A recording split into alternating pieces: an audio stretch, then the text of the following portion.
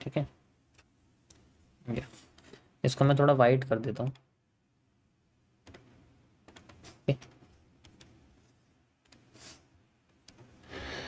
Okay guys, सो हम लोग शुरू करते हैं आज से आपके कुछ अलग तरीके के कॉन्सेप्ट। ओके, एमएमसी,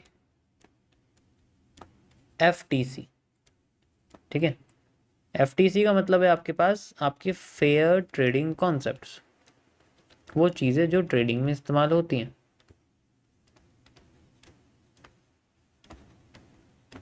देखो यहाँ जो मैं आपको बता रहा हूँ ये मेरी अपनी थ्योरी है, मैं क्या मानता हूँ मार्केट को वो मैं आपको बताऊंगा, ठीक है। मेरा किस तरीके से मार्केट में मैं सोचता हूँ उसके बारे में आपको बताऊँ, ठीक है। एफटीसी, इसका मैं आपको आज से नए मॉड्यूल शुरू कर रहा हूँ। तो इसमें सबसे पहले जो हम लोग बात करेंगे वो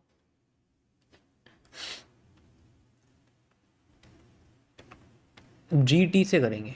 ओके, इसकी फुल फॉर्म नहीं बता सकता, बस आप जीटी याद रखो, GT1।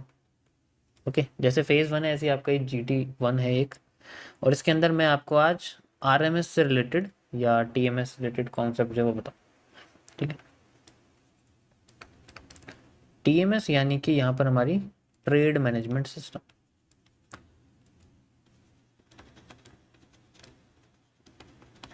जैसे मैंने अभी रिसेंट में एक क्रैश कोर्स रिलीज़ किया था, जैसे मैंने फ्री दिया था सबको, ठीक है।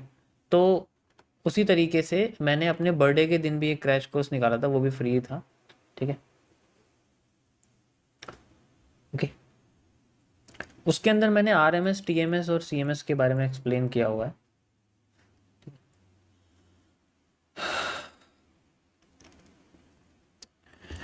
सो यहाँ पर हम लोग क्या करते हैं, देखो ये मैं आपको कुछ लार्जर टाइम फ्रेम के बारे में बताता हूँ, जिन्हें हम लोग लार्जर टाइम फ्रेम्स बोलते हैं, LTFs, larger time frame. Larger time frames का मतलब होता है जैसे 1 आवर, ठीक है, जैसे 2 hour, 4 hour, these are the time frames जिनमें हम यूज़ करते हैं। और भी हैं जैसे 15 मिनट्स, एग्जीक्यूशन के बता रहा हूँ मैं आपको, 30 मिनट्स। ये वो टाइम फ्रेम है जिसमें ट्रेड लगाई जाती है, ये वो टाइम फ्रेम है जिसमें ट्रेड लगाते नहीं है लेकिन देखते हैं हम लोग, ठीक है। तो यहाँ किस तरीके से इसको यूज़ करते हैं, मैं किस तरीके से मानता हूँ, जैसे मान के चलो मुझे एक पोजीशन लेनी है, मैं यहाँ पर वजीर देख रहा हूँ या फिर मेरे पास कोई भी जो ट्रेड है उसका जो मेरा रिस्क रिवॉर्ड है अकॉर्डिंग टू एनालिसिस, वो मेरा रिस्क रिवॉर्ड निकल के आता है 1:4। ये मैंने थोड़ा रिस्क से कम लिया। तो अब मुझे इसमें ये देखना पड़ेगा कि जनरली मेरे पास 1:4 है ना, तो इसके अंदर हमेशा मेरा जो 1 है, इसका मतलब क्या होता है गाइस, 1 का मतलब होता है रिस्क कितना है मेरा, ये डिपेंड करता है मेरा रिस्क कितना है। 1 का मतलब अगर मैं अपने बैलेंस का 1% लेता हूँ तो हमेशा 1% जाएगा, और अगर मैं 2% लेता हूँ तो मेरा 2% जाएगा। तो यहाँ रिस्क 1 है तो 2 से मल्टीप्लाई कर दो आपका 2, तो 1:4 है तो 2:8 निकलेगा, समझ रहे हो ना। अगर यहाँ पर मैंने 2% का रिस्क लिया है ना, तो फिर मेरा 2:8 निकलेगा, क्योंकि मैंने 2% का लॉस लिया है, ठीक है, और मैंने 8% का यहाँ पर प्रॉफिट लिया। तो अब मेरा प्रॉफिट 8% का होगा, क्यों, क्योंकि मैंने यहाँ पर 2% का लॉस लिया। This is how the risk works, इस तरीके से आपका वर्क करता है। समझ में आ रही है? आपको क्या लगता है कि रिवॉर्ड इंक्रीज करने से ही प्रॉफिट बनता है? ऑटोमेटिकली आपका जो रिवॉर्ड है ना वो इंक्रीज हो गया 4 से 8, ध्यान से देखो, 4 से सीधा 8 हो गया। बैलेंस तो मेरे पास वही है। इमेजिन करो मेरे पास जो बैलेंस है वो जनरली कितना है, आई हैव बैलेंस ऑफ, मेरे पास 10,000 रुपये बैलेंस मेरा उतने, लेकिन मैंने इसमें रिवॉर्ड बढ़ा दिया, रेशियो वही है, रिस्क की वजह से मेरा रिवॉर्ड बढ़ गया 8 रेशियो, ठीक है। इट जस्ट, इस चीज को समझो, 8% capital in just 1 trade increase होगी, लेकिन अगर लॉस होता तो 2%, इस तरीके से। अब यहां पर बात इसकी नहीं है, बात इसकी है कि जो 1% मैंने रिस्क लिया, जो 1 रेशियो है, इससे मुझे इतना मतलब नहीं है, मुझे मतलब है इस रिवॉर्ड से। अब मैं इस रिवॉर्ड सिस्टम की बात करना चाहता हूँ, रिस्क के बारे में तो बहुत बात कर ली। रिवॉर्ड सिस्टम किस तरीके से काम करता है कि जैसे मान लो मेरे पास यहाँ पर 4 गुना रिवॉर्ड मिलेगा मेरे रिस्क के बिहाफ पर, 4x ऑफ रिस्क। तो यानी कि टोटल जो भी कैपिटल होगी वो 4 गुना हो जाएगी रिस्क जितना मैं लगाऊंगा। जस्ट इमेजिन मैं 10,000 रुपये का 1% लगाता हूँ, तो 100 रुपये लगा, 100 रुपये का मेरा 4 गुना हो जाएगा, यानी कि 400 हो जाएगा। यहाँ मेरे पास प्रॉफिट कितना हो गया, यहाँ पर 400 हो गया। अब यहाँ पर मुझे ये सोचना पड़ेगा कि मुझे इसमें सबसे पहले जो ब्रोकरेज है वो कितनी देनी है, इसकी कैलकुलेशन होनी चाहिए। अगर ये अभी से समझ में आ जाएगी ना, तो आगे जाके इस कैपिटल के पीछे अगर 3 जीरो लग गई ना, तब प्रॉब्लम आने वाली है।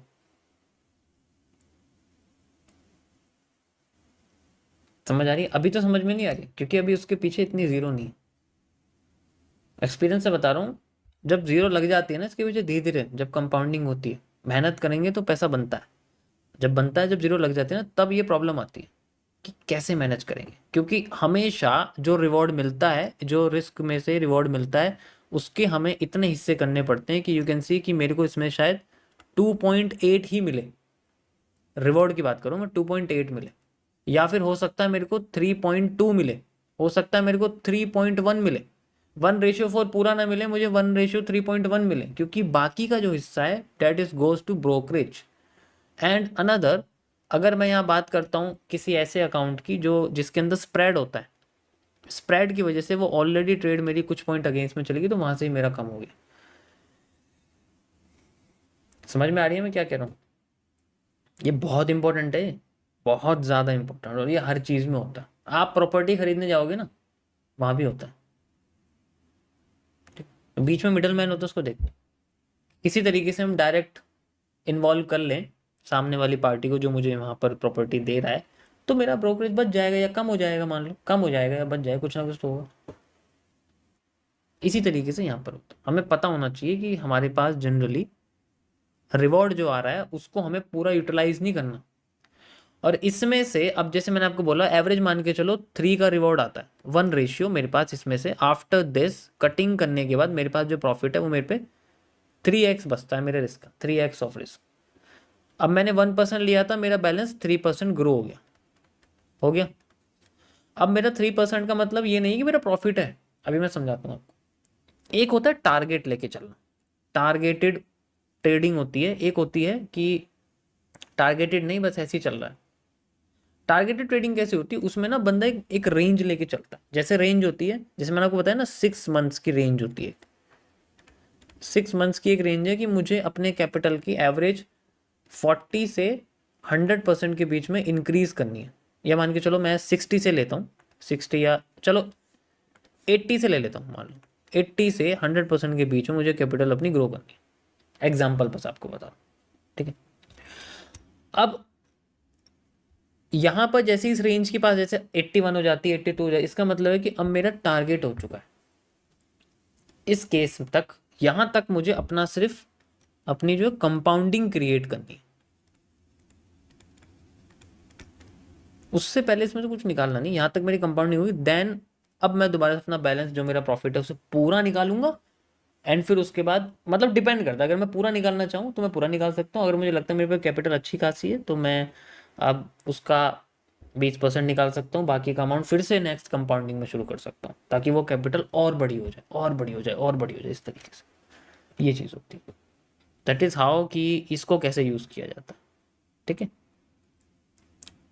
अगर मैं इसकी 4 ट्रेड ले लूँगा तो मेरे पे 30% तो ऐसे ही हो जाएंगे। 10 ट्रेड ले लूँगा तो 1:3 के 3 रेट तो ऐसे हो जाएंगे, लेकिन हर बार आते तो नहीं है ना। समझ में आया? यहाँ तक समझ में आया? थोड़ा सा ये सिस्टम समझ में आया कैसे काम करता है? ठीक है, ये मेरा अपना मानना है जनरली, ये मेरा अपना मानना है। अब अब क्या माइंड में चीज़ चलती है कि मेरा जो यहाँ पर 3% का प्रॉफिट यानी कि 3 रिवॉर्ड मेरे पास आया है, दिस इज माई 3 रिवॉर्ड। लेकिन मैं इनको 3 रिवॉर्ड नहीं मानूंगा, ध्यान से समझना मैं क्या मानूंगा। These are not my reward, these are my security against my next trades. Security against my next, यानी कि मेरे पास अब 3 गुना लॉस लेने के लिए कैपिटल है। मुझे अपनी ही कैपिटल में से हिस्सा निकाल के ट्रेड लगाने की जरूरत नहीं, मैं इन्हीं का इस्तेमाल करूंगा। अगर मेरा लॉस होगा तो 3 बार मैं झेल सकता हूँ। अगर मैंने लाइफ में कुछ सीखा नहीं है, ट्रेडिंग में सीखी नहीं है, तो मैं 3 के 3 लॉस कर दूं, मैं फिर अपने अपने बैलेंस से निकालना शुरू करूँ। That is how the this amount will be not consider as a reward, it is as a security against the loss. आसान भाषा में इस चीज को बोलते हैं, बैंकिंग की भाषा में इसको बोलते हैं लोन अगेंस्ट एसेट्स। हम कभी अपने पैसे का इस्तेमाल करके कोई बिजनेस थोड़ी रन करते, मतलब बिजनेसमैन कभी भी अपने पैसे का इस्तेमाल करके बिजनेस नहीं करते। They just invest their money in some assets and they just loan get their loan on that assets from the bank, loan again assets, और फिर उसका इस्तेमाल करते हैं। अपने पैसा कभी नहीं लगाते वो, ये पैसा भी मार्केट से निकाल के लाया गया है एंड देन उसके बाद फिर इसको यूज करा। ठीक है, जैसे मेरे पास मान लो मेरे पास सोना रखा है, मान लो मेरे पास करीब एग्जाम्पल के मेरे पास 1 किलो सोना रखा है। आजकल 1 किलो सोने का जो भाव है वो कितना पड़ेगा, सोचो 1 किलो सोने का भाव कितना पड़ेगा, एवरेज बताओ। अब मैं मान लो 1 किलो सोना रखा है और मैं इसे जमा करता हुआ आ रहा हूँ टाइम टू टाइम से। इसे एवरेज मुझे खरीदने में, 1 किलो खरीदने में मेरे को 40 लाख लग गए, 40 लाख मुझे लग गए खरीदने में। और आज की डेट में अगर मैं इसे बेचूंगा तो मेरा ये 1 करोड़ का बिकेगा। 60 लाख का जो मेरा प्रॉफिट है, मैं बेसिकली इस पर सारे के सारे लोन लेना शुरू करूंगा, इसका इस्तेमाल करूंगा नेक्स्ट बिजनेस चलाने के लिए। दैट इज हाउ, मैं इसी की बात करूँ, यही चीज़ आपका रिवॉर्ड है। ये 1 रेशियो जो आपका ये 1:2 का रिवॉर्ड निकला है ना, 1:1.5 का रिवॉर्ड निकला है। This is how we can use it like. Okay, समझ आया? जैसे I will show you something, if you can see, ये आप देख रहे हो, this is 1 kg gold, you can see like this, दिख रहा होगा आपको।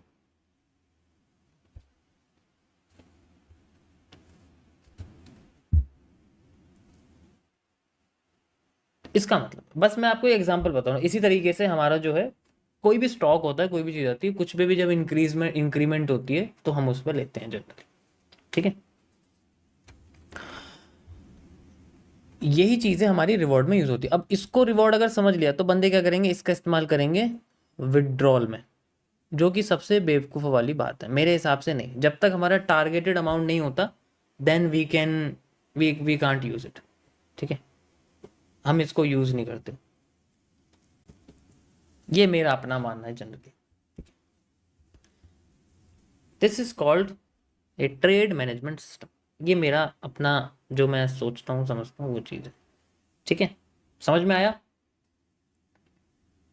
समझ में आया सभी को किस तरीके से इसको यूज करते हैं, कैसे इसको सोच के चलना पड़ता है?